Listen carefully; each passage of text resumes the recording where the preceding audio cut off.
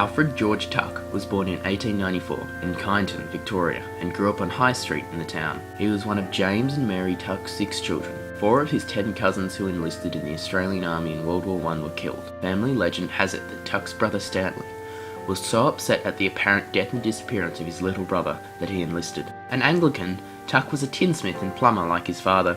He was 21 and unmarried when he joined up on the 12th of July 1915 in Melbourne, having served in the 66th Battalion of the Citizens Force before enlisting. Assigned to the 29th Battalion for Victoria, Tuck was given the regimental number of 1252. His initial training was at Seymour before joining the rest of the 8th Brigade at Broadmeadows. He left Port Melbourne on the HMAT A11 Ascanius on the 10th of November, arriving in Suez on the 7th of December, where Tuck's unit formed part of Australia's 5th Division. They trained there and were involved in defensive duties to protect the Suez Canal. On the 16th of June 1916, Tuck left Alexandria on the troopship HMT Tunisian and disembarked in Marseille, France on the 23rd.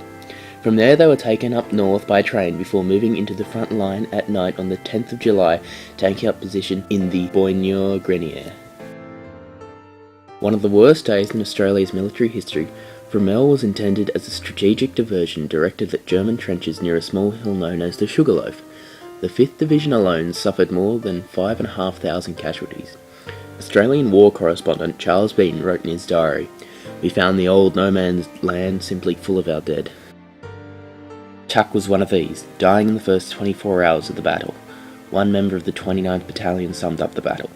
"The novelty of being a soldier wore off in about 5 seconds. It was like a butcher's shop." Since he was initially listed as missing in action, his father contacted the army in an attempt to find out what happened. He wrote, "I have just seen a letter from Private R. Fangan that number 1252 Corporal A.G. Tuck, D Company, 29th Battalion AIF, is now a prisoner.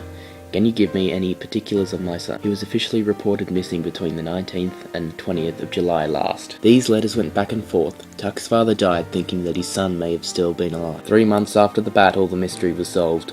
In a hospital in France, a man named J. McIntosh wrote, "At 9 p.m. on July 19th, the 29th Battalion was holding trenches at Fromelles and attacking the enemy trench about 300 yards off. The battalion held the second line of trenches for 11 hours. During the attack, a shell burst near Corporal Tuck, and after the smoke and mud had cleared off, there was no sign of him and several other men standing near him." A letter written in German was also sent from Berlin saying that Tuck had died. They had taken his identification and then buried him in a mass grave at Pheasant Wood. The bodies were discovered in 2009, and a year later a new cemetery was built close to the site. In 2012, Alfred Tuck's body was identified and added to the cemetery.